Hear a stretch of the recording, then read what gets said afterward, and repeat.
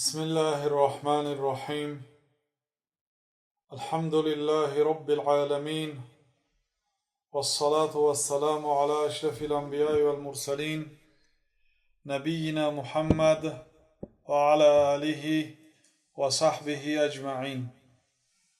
أما بعد، شيخ الإسلام قدس الله روحه ونور ضريحته در عقیده واسطیه یکشند آیت ها را ذکر کردند که الله سبحانه و تعالی در این آیت ها خود را وصف کرده است و در ابتدای عقیده واسطیه گفتند که و من الایمان بالله الایمان بما وصف به نفسه.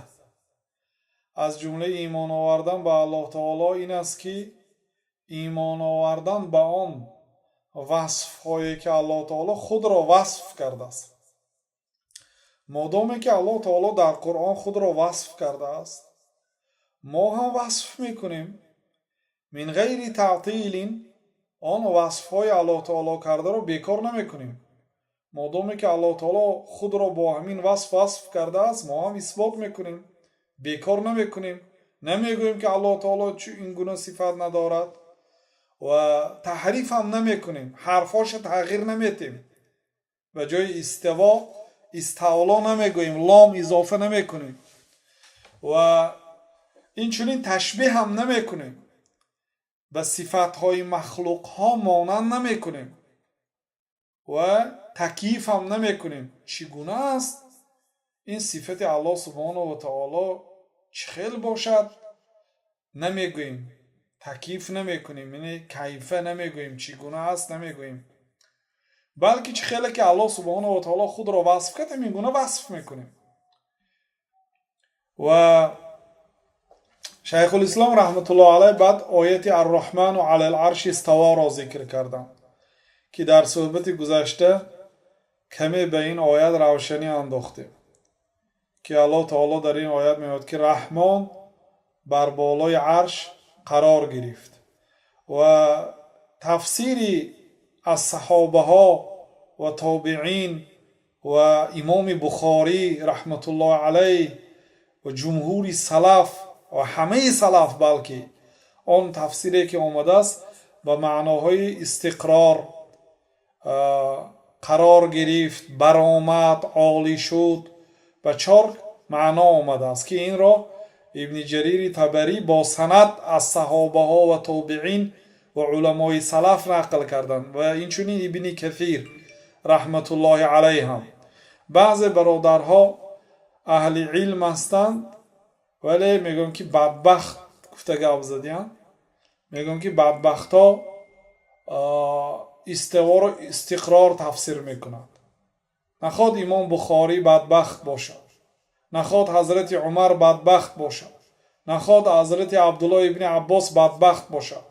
کلمه استقرار آنها عرب بودند، آنها صحابه بودند، آنها وقتی نزول قرآن شاهد بودند.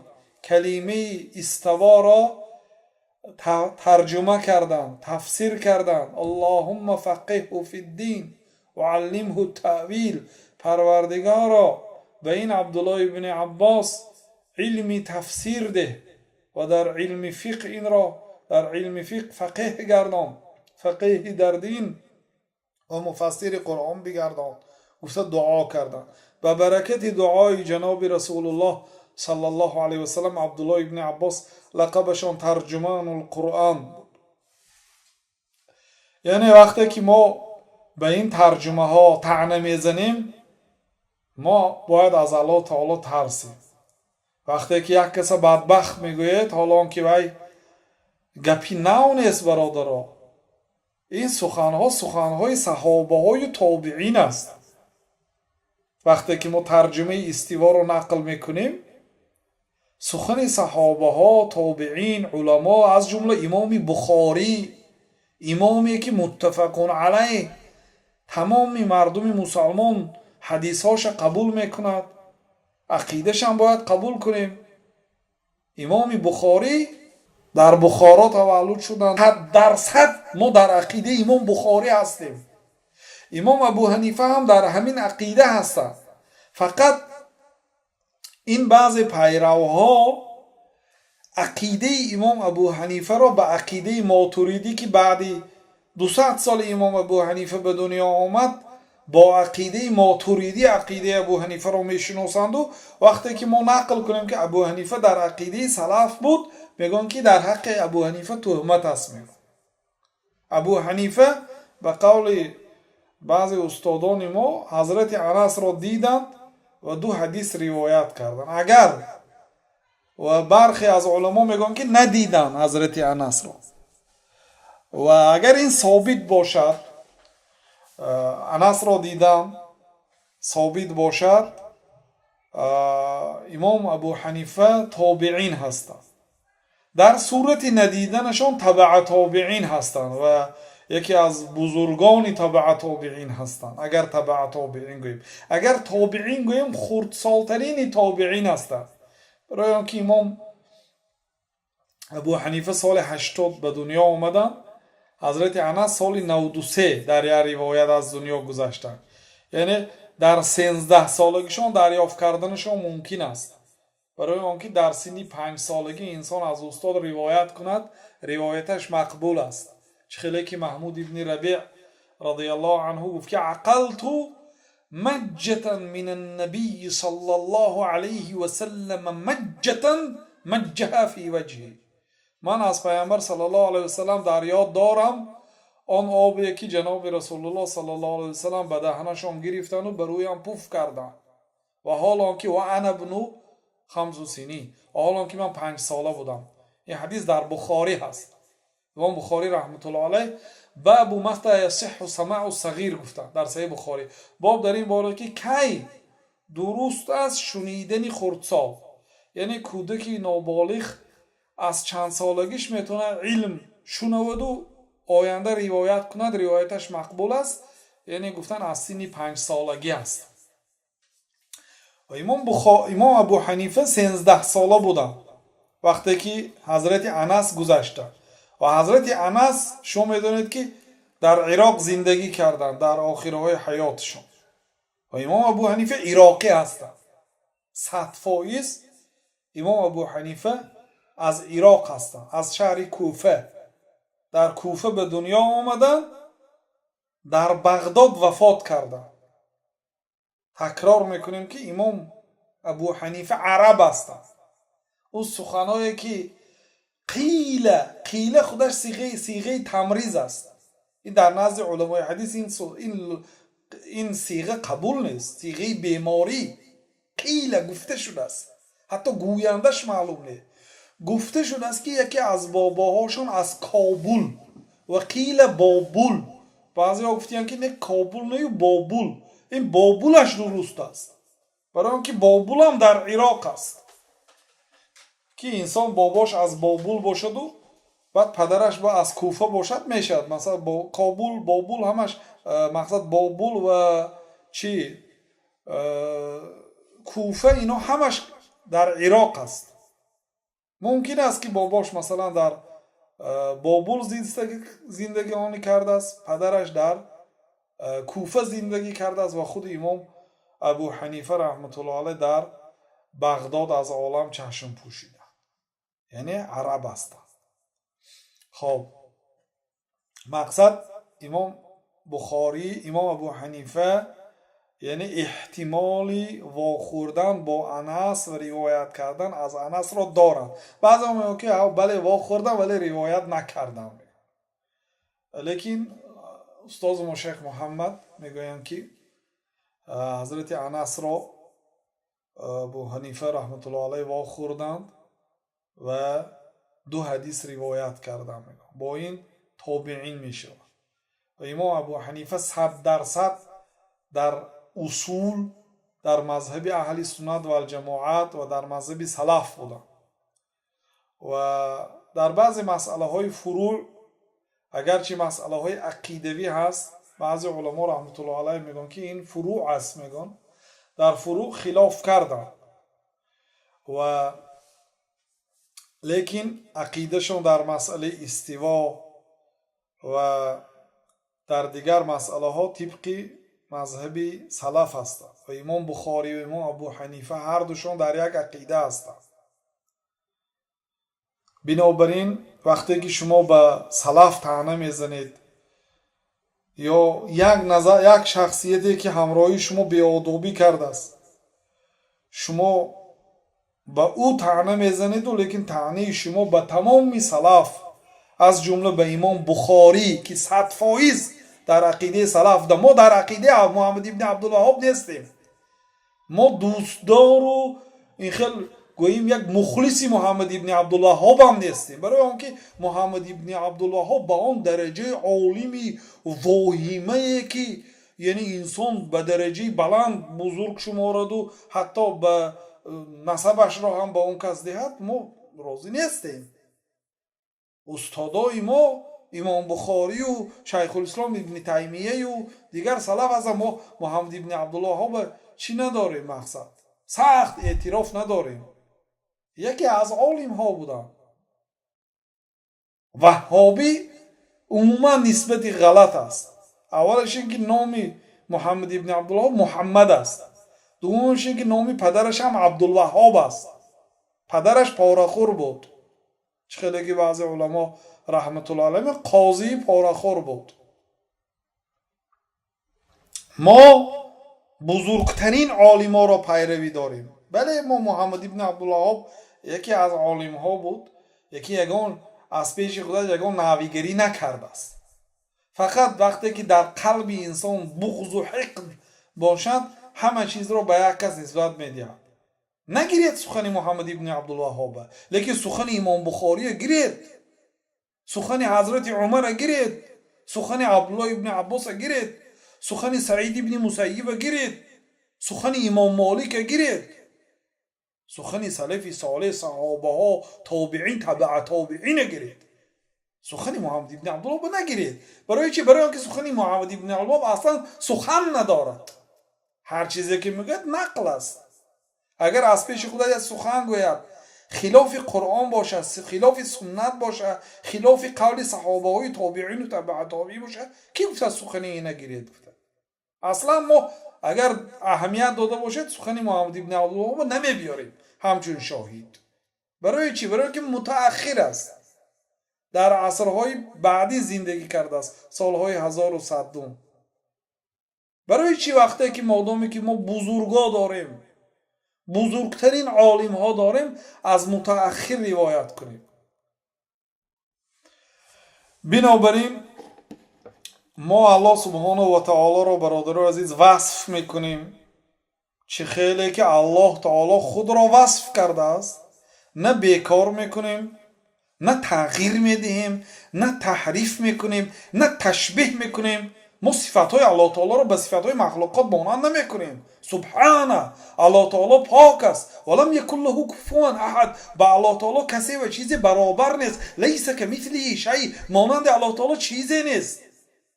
الله سبحانه و تعالی یگانه است. صفاتهای الله تعالی به صفاتهای مخلوق ها مانند نیست. صفاتهای مخلوق ها به مخلوق ها مانند نیست.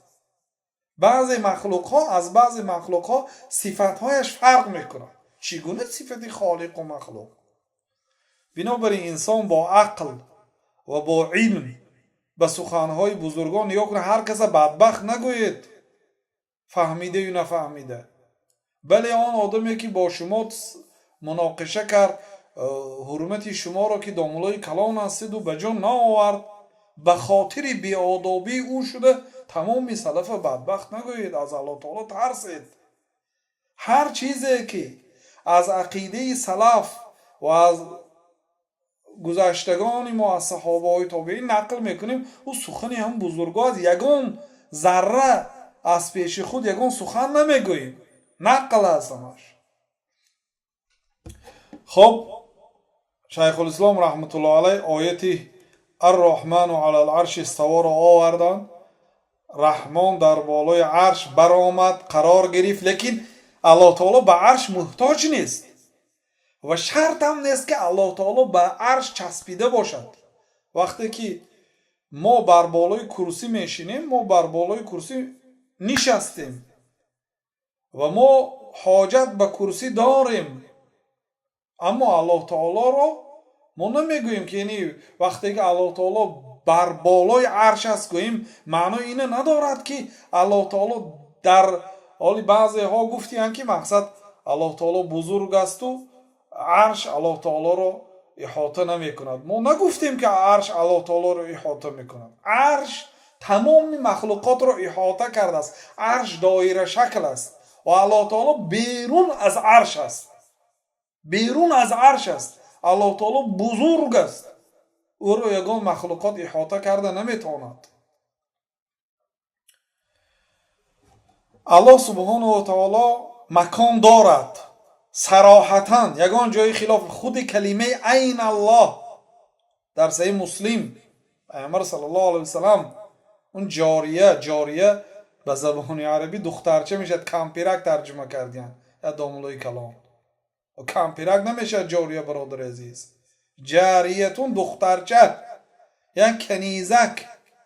پیامبر صلی الله علیه و سلام به همون جاریه گفتن که عین الله، الله تعالی در کجا هست؟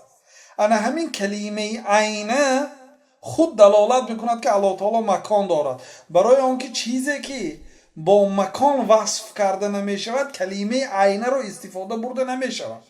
یا عنده، کلمه عنده که این ظرفی مکان است این استفاده برده نمیشود. کسی اگر لغت عربی تازه را داند، حالی برای فهمیدن قرآن و سنت مردم برای عالم شدن شعرهای زمان جاهلیت را میخوانید، شعرهای زمان جاهلیت را حفظ میکنید. اون شعرها در زمان جاهلیت نوشته شده است، در زمان کفر، حال پیامبر صلی الله علیه وسلم نبودند. اون شعرها با زبان عربی تازه نوشته شده است. برای چی ما اون شعرها را میخوانیم؟ برای آنکه وی زبان عربی تازه هست. اگرچه شعری که عبارت از کفر است، شعری که عبارت از شعرهای دروغ است، ولی با زبان عربی تازه نوشته شده است و الله تعالی این قرآن رو با زبان عربی نازل کرد. بلسان عربی مبین. ما این قرآن رو به زبان عربی تازه آشکارا نازل کردیم. بنابراین اگر یک انسان زبان تازه عربی را داند او نه کافر است. اگر از او پرسیم که همین الرحمن و علی العرش استوا چی است، کتابها را خوان و ما معنای درست را معنی داد کن، انا همان کافری که زبان عربی را میداند و یگان تعصبیت نداشته باشد، چه خیلی که سلف صالح ترجمه کردن همین گونه ترجمه میکنند. وقتی که الله تعالی بر بالای عرش برآمد گفتیم هیچگاه معنای این را ندارد که الله تعالی به عرش محتاج است. هیچگاه استوا را به آن استوایی که مخلوق میفهمد این گونه نفهمید. استوای الله تعالی بر عظمت و جلالت خود خاص است، لایق به خود هست. لیس کمثله شیء. استوای الله تعالی با استوای مخلوق ها مانند نیست. الله تعالی با از عرش و از مخلوقات هایی که از عرش خردتر است از همه مخلوقات ها بی حاجت است. ثم استوى على العرش فی 6 مواضع. سپس الله تعالی بر عرش استوا کرد، یعنی برآمد در 6 جا. حالا بعضی یک گروه با آدم ها هستن که استوا کرد ترجمه میکنن، برآمد نمیگویم. ید اللهی دست الله تعالی گفته ترجمه نمیکنیم، ید گفته ترجمه میگویم. میگن حالا درباره این انشاءالله سخن میکنیم. و قولی شیخ الاسلام رحمت الله علیه میگن که و این چنین قول الله سبحانه و تعالی که الله تعالی خود را در آن وصف میکند: یا عیسی انی متوفیک و رافعک الی. ای عیسی من تو را خواب کنانده هستم و به نزد خودم بردارنده هستم. متوفی که به معنای خواب اومده است در اینجا، چون که حضرت عیسی علیه السلام حالا زنده هستند. الله تعالی حضرت عیسی را زنده به نزد خودش برداشت. یا عیسی، ای عیسی، خطاب به حضرت عیسی است. این دلالت میکند که الله تعالی سخن میکنه، چون که ای عیسی گفت اینی متوفیک، اثبات صفت کلام به الله تعالی، من تو را خواب میکنم و رافعک الیه، و تو را به نزد خودم می بردارم.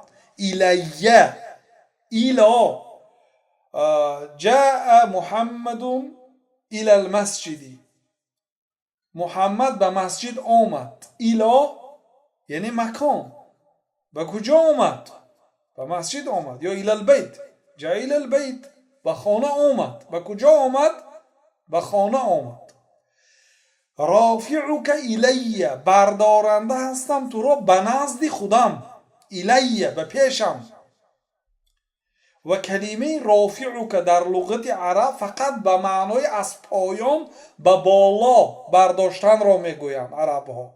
به راست و چپ و به گرد و دور را نمیگویند که الله تعالی در همه جا هست گوییم.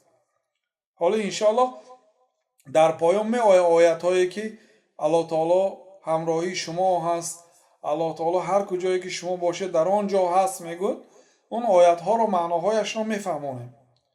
در اینجا الله تعالی میگوید که عیسی من تو را خواب میکنانم و به سوی خودم میبردارم. بردارنده هستم تو را به سوی خودم.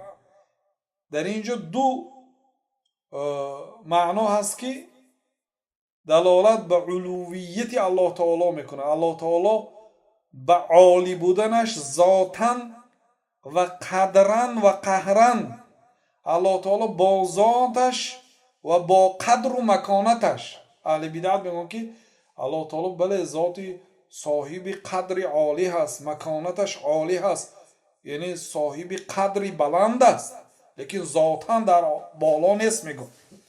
اما اهل سنت و جماعت میگن که هم ذاتاً، هم قدرن و مکانتن و هم قهرن در بالا هست، عالی هست از مخلوقاتش. و این چونین در آیت دیگر الله تعالی گفت که بر رفعه الله الیه، عیسی را نکشتند، حضرت عیسی را نکشتند. و ما قتلوه و ما صلبوه، نکشتند، چارمیخ هم نکردند. بر رفعه الله الیه، بلکه الله تعالی عیسی را به نزد خودش برداشت. وقتی که کلمه رفعه گفت برداشت او را، این دلالت میکند که الله تعالی در بالا هست. کلمه رفعه در لغت عرب به راست و چپ و پیش و قفای و پایان نمی بیاید، یا به دور زناندن در گردی زمین و آسمان نمی بیاید. من تو را به نزد خودم در تمام دنیا دور میزنانم نگفت، به نزد خودم میبردارم.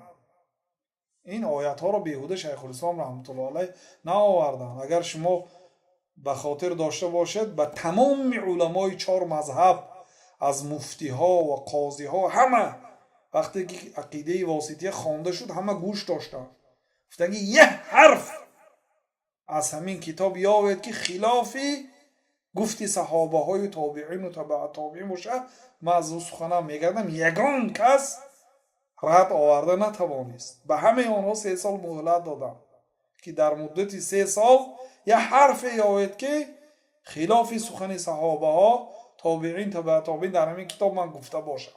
یعنی ببینید گپی شیخ الاسلام نیست، در اینجا آیت است، فقط اختیار است، فقط فهم است که الله سبحانه و تعالی به ایشان داده است. بر رفعه الله الیه، بلکه الله تعالی حضرت عیسی را به نزد خودش برداشت، نکشتندم، چارمیخم نکردند. آنها دروغ گفتند در این سخنهاشان.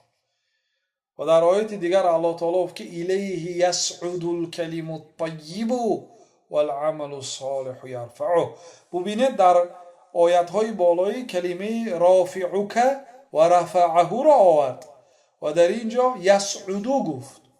یصعدو می براید، به نزد الله تعالی می براید سخنی پاک. وقتی که شما سخنی خوب میگویید، سخنی نیک میگویید، به نزد الله تعالی برداشته میشه. الحمدلله، سبحان الله، لا اله الا الله و السلام علیکم و رحمت الله. اینا سخنی خوب است، کلمه پاک است.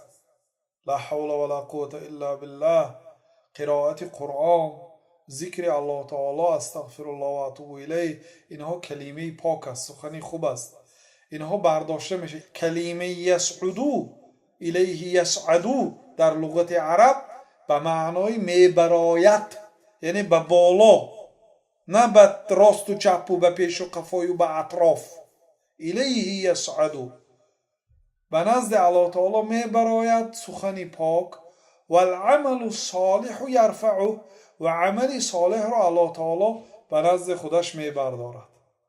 یعنی وقتی که انسان سخنی نیک میگوید و عملی صالح میگوید، عملهای بنده به نزد الله تعالی برداشته میشود، برده میشود. به نزد الله تعالی که شد، البته الله تعالی مکان دارد و الله تعالی وقتی که مکان داشته باشد، این معنای اینو ندارد که الله تعالی به مکان حاجت دارد و معنای اون ندارد که وقتی که ما الله تعالی مکان دارد گیم الله تعالی رو به مخلوق ها مانند کردیم. حاشا، پاک است الله تعالی از مخلوق ها مانند بودن.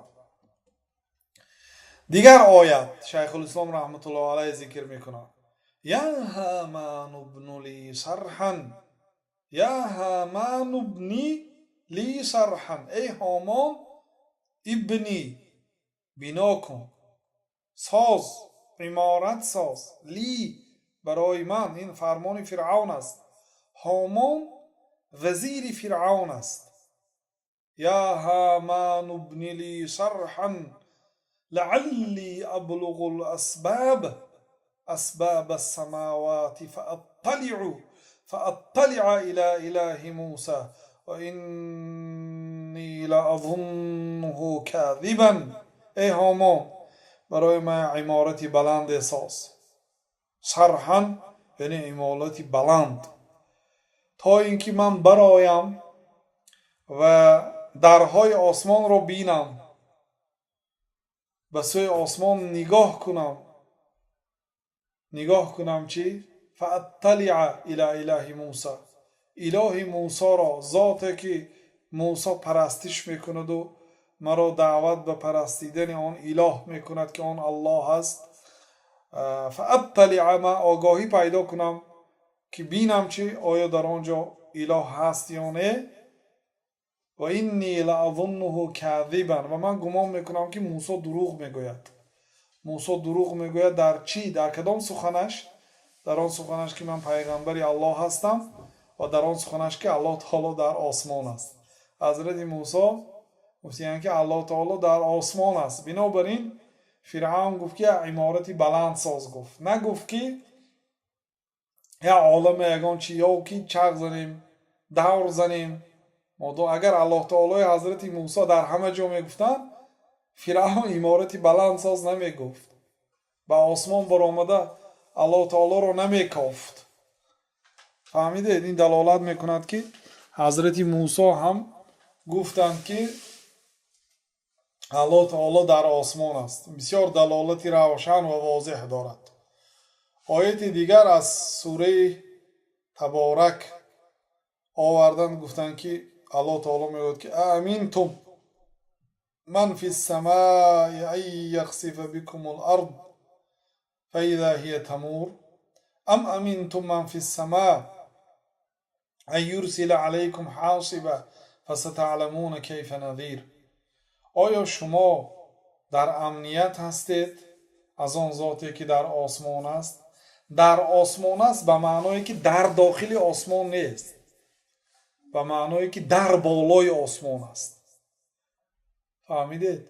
وقتی که ما میگوییم که آسمان در بالای زمین هست گوییم، این معنای آنها ندارد که در بالای زمین مباشرتا آسمان باشد، یا اینکه گوییم که ابر در بالای ما هست گوییم، این معنای آن را ندارد که ابر در بالای ما چسبیدگی باشد. بین ما و بین ابر خیلی مسافه است، لیکن ممکن در بالای ما ابر است. وقتی که گوییم که الله تعالی در بالای آسمان است، این معنای آن را ندارد که الله تعالی زیر عرش است. الله تعالی واقعا در بالای آسمان است. در بالای آسمان عرش است و در بالای عرش الله سبحانه و تعالی هست. و چی برای ما چی زور آمده است که همین سخنها را بارها تکرار میکنیم و میفهمونیم؟ برای آن که اهل بدعت پیدا شده. این در زمان صحابه ها، تابعین و تبع تابعین، یگان آدم همین آیات ها را به معناهای نادرست ترجمه و تفسیر نکرده است. اولین شخصیت هایی که این آیت ها را ترجمه غلط کردن اینها جهمیه ها، یعنی همین جهم ابن صفوان سمرقندی یا عجم برآمد از سمرقند همین معنا را پهن کرد. بعد معتزله، بعد ما مجبور هستیم به سخنهای جهمیه و معتزله ها رد زنیم. اما برادرای اشعری ها و ماتوریدی ها سخنهای کی را گرفتند؟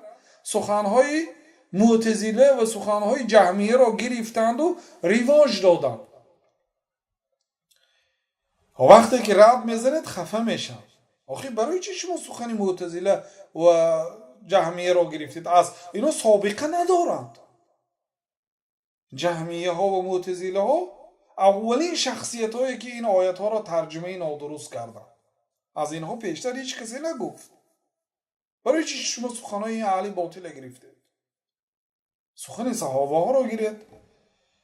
آیا شما ایمین هستید از آن ذاتی که در آسمان است؟ یعنی در آسمان است، گوییم الله تعالی در داخل آسمان ها نیست. الله تعالی کبیر است، الله تعالی بزرگ است از آسمان ها. الله تعالی با ذات خودش در داخل آسمان ها نیست. الله تعالی در بالای عرش است، بیرون از عالم است. الله تعالی عالم، عرش تمام عالم را احاطه کرده است و عرش مخلوقی است که دایره است، احاطه کرده است تمام مخلوق ها را. و الله تعالی در بالای عرش است.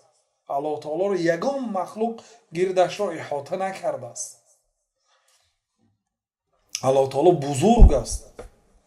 خب آیا شما از آن ذاتی که در آسمان است به معنایی که در بالای آسمان است در امنیت ماندید که شما را به زمین در کشد، یا اینکه شما از آن ذاتی که در آسمان است در امنیت ماندید که برای شما از آسمان سنگ باراند؟ منظور یعنی از آوردن این آیت ها این است که الله سبحانه و تعالی در بالای آسمان ها هست و این آیت ها دلالت میکند که الله تعالی در بالا هست، اثبات صفت علو به الله تعالی، صفت عالی بودن به الله تعالی. اما شیخ الاسلام رحمت الله علیه در جای دیگر میگن که در مجموع فتاوا اما علو الله بذاته على خلقه فهو محل الخلاف بین اهل السنه والجماعه و بین غیرهم من الفرق. الله تعالی با ذاتش در بالای تمام مخلوق ها بودنش بین اهل سنت و الجماعت و بین اهل بدعت از فرقه ها خلاف است. یعنی اهل سنت و الجماعت اثبات میکنن که الله تعالی با ذاتش بر تمام مخلوقات و موجودات عالی هست. یعنی از الله تعالی چیز بالا نیست. الله تعالی از همه چیز با ذاتش هم بالا هست. اما اهل بدعت این را اثبات نمیکنن. بعد گفتن که فإن المنازع يسلم انه موصوف بعلو المكانه، یعنی فرقه های باطل سلامت میشوند، یعنی تسلیم میشوند در آن که الله تعالی بعلو المکانت با مکانت و منزلت عالی هست، نه با مکان میگن. مکانت یعنی منزلت، مرتبه الله تعالی عالی هست میگن. و علو القهر با قهرش عالی هست. علو المکانه، علو المکانت معناش چی است؟ علو المکانه معنی انه اکمل من العالم، یعنی الله تعالی از تمام عالم کاملتر است، مکملتر است. الله تعالی صفتی عیب و کمبودی ندارد. از همه صفتها پاک از صفتهای پست و بد و صفتهای کمبودی و عالی مرتبه هست. و علو القهر چی؟ یعنی اون اهل بدعت اقرار میکنن که الله تعالی عالی قهر و عالی مرتبه هست، عالی قدر هست، ولی با ذاتش عالی نیست میگن. این دو با این در این دو وصف اهل سنت را موافقت میکنن، یعنی علوی قدر و علوی قهر. قدرش یعنی مکانت مرتبهش عالی هست از عالم و علو القهر مضمونش این که انه قادر علی العالم، قهرش با قهرش عالی است. چی معنی داره؟ یعنی الله تعالی قادر است بر خلقش، یعنی هر کار را در بالای عالم میتواند اجرا کند. الله تعالی قادر هست، یعنی قاهر است، قادر است بر بالای خلقش، عالی هست با قهرش، یعنی با قدرتش و با مکانتش. و اهل سنت و الجماعت میگویم که با ذاتش هم عالی است. در پایان نیست الله تعالی، در همه جا نیست، در بالا هست سبحانه و تعالی. مجموع الفتاوا. خب فرق بین عالی و استوا چیست؟ الله تعالی عالی هست، از بالای خلقش گوییم چیست؟ و فرق از کلمه استوا چیست؟ استوا گوییم هم عالی هست، عالی گوییم هم عالی هست، برای آنکه از همه مخلوقی که تمام مخلوقات را احاطه کرده است عرش است. وقتی که الله تعالی از عرش بالا هست عالی هست از تمام مخلوقاتش. لیکن کلمه استوا از علو فرق دارد. شیخ الاسلام رحمت الله علیه گفتن که ان العلو من صفات الذات، علو صفت ذات الله تعالی هست. صفت ذات چی معنا دارد؟ مثلا ذات الله تعالی یکی از صفاتش الله تعالی زنده هست. این از ذات الله تعالی کنده نشونده است. این صفت یعنی این صفت ذات است. همیشه الله تعالی زنده است، همیشه بیدار است، همیشه شنوا است، همیشه بینا است. این صفتای ذات است. اما استوا باشد من صفات الافعال، صفت الله تعالی است، لیکن صفت فعل است. الله تعالی این کار را اجرا میکند. مثلا شما صفت دارید، صفت ذاتتان، بله عین حال زنده هستید. صفت فعلتان این است که شما قاری هستید، یعنی قاری قرآن هستید، قرائت قرآن میکنید بعد بامداد و بعد عصر. یعنی این صفت فعلی شما هست. صفت ذاتیتان رنگتان، قدتان، قامتتان، مثلا ملتتان، مویتان، صفت ذاتیتان هست مثلا. لیکن صفت فعلیتان، فعلتان این است که بعد عصر ذکری بیگاهی میکنید. مثلا فعلی شما این است که بعد اینکه نماز خفتن را خواندید طهارت میکنید، باز با چندین رکعت نماز میخونید، فرض کردیم یک پاره یا دو پاره قرآن قرائت میکنید، بعد خواب میکنید. این فعل شما هست. این فعل را ممکن است که شما ترک هم کنید، لیکن صفت ذاتیتان همیشه همراه خودتان است. فرق تا اینکه شما صفت ذات را از صفت فعل فرق کنید. خلاصه صفت علوم این صفت ذاتی الله تعالی است، اما صفت استوا صفت فعلی الله تعالی است. بنابراین الله تعالی که ثم استوى، سپس الله تعالی بر بالای عرش استوا کرد، یعنی برآمد گفت. خب فعلو الله علی خلقه وصف لازم لذاته، عالی بودن الله تعالی با ذاتش این وصف لازمی به ذاتش است. ولی استواء فعل من افعاله سبحانه یفعله، اما استوا این فعل از فعلهای الله تعالی هست. الله تعالی فعال لما یرید، اجرا کننده هر کاری که خواست، هر کاری خواهد الله تعالی اجرا میکند. استوا یکی از فعلهای الله تعالی است که اجرا میکند سبحانه و تعالی بمشیئته و قدرته، با خواهشش و با قدرتش. اذا شاء، اگر خواهد این کارو میکند. چه خیلی که الله تعالی که ثم استوى، سپس بر بالای عرش برآمد و کان ذلك بعد خلق السماوات والارض، این بعد خلق آسمان ها و زمین ها بود که ما در این باره در صحبت گذشته معناهای علما را گفته بودیم که چگونه ترجمه میشد. ان العلو من صفات الثابته بالعقل والنقل، یکی از فرق های صفت علو و صفت استوا این است که صفت علو با عقل و با نقل ثابت شده است. عقلا اثبات کردند و نقلا هم اثبات کردند که الله تعالی با ذاتش در عالی است، در مکان عالی است. اما الاستواء ثابت بالنقل لا بالعقل، اما صفت استوا فقط با نقل، یعنی با آیت و با حدیث اثبات کرده میشه، با نقل فقط، نه با عقل. صفت استوا با نقل ثابت شده است. میخواستم درباره تفویض سخن کنیم ولی وقت شام خیلی کم مانده است، مجبوریم صحبت به آخر رسانیم. تفویض یک جمله اشاره میکنم سپس انشاءالله امید میکنیم که به خاطر ما میآید هفته آینده اول درباره تفویض گپ میزنیم. تفویض فوض یفوض تفویضا سپاریدن. بعضی آدم ها فکر میکنند که عقیده سلف تفویض گفته. تفویض یعنی معنوش به الله تعالی سپاریدن، یعنی معنای تفویض الرحمن علی العرش استوا گوییم الله اعلم بمعناه گفته گپ الله تعالی معنوش میداند. بعضی ها فکر میکنند که مذهب تفویض مذهب سلف بود، یعنی آنها تفویض میکردند، یعنی میگفتند که معنای الرحمن علی العرش استوا را الله تعالی میداند، ما تعویل نمیکنیم، ما تعویل نکند اشعری ها تعویل میکند، ماتوریدی ها تعویل میکند، اهل تفویض تعویل نمیکند، میگن که ما معناش نمیدانیم، معناش به الله تعالی میسپاریم.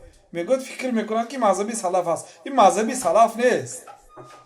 امام احمد رحمت الله علیه میگن که در حق مفوضه، یعنی اونهایی که تفویض میکنند انهم شر من الجهمیه، مفوضه ها از جهمیه ها بدتر هستند. از جهمیه دیده مفوضه بدتر است. آنهایی که میگوید که دست الله تعالی چی است؟ الله اعلم بمعناه، الله تعالی معناش میداند. معنای استوا چی است؟ الله تعالی میداند، ما نمیدونیم، ما نمیدانسته باشیم، فقط الله تعالی میدونسته باشه. الله تعالی برای چی به ما نازل کردینه؟ نازل کرد و گفت که شما این معناش نفهمید گفت.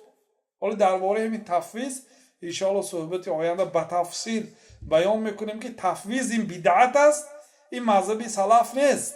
مذهب سلف اثبات صفت الله تعالی چه خیلی که به الله تعالی مناسب است و مخلوق ها به صفات های مخلوق ها مانند نیست. ما صفات های الله تعالی رو وصف میکنیم چه خیلی که الله تعالی وصف کرد، چه خیلی که پیامبر صلی الله علیه و سلم وصف کرد. تغییر نمیدیم، تحریف نمیکنیم، تغییر نمیدیم، تکییف نمیکنیم. چگونه چه خیلی باشد به صفات های ما مانند است یا نیست که تغییر نمیدیم، مانند هم نمیکنیم، بلکه به الله تعالی چه خیلی که الله تعالی خود اثبات کرده میگونه اثبات میکنیم، از پیش خود یگان صفت را به الله تعالی نسبت نمیدهیم. والله اعلم و صلی الله و سلم علی نبینا محمد و علی آله و صحبه اجمعین.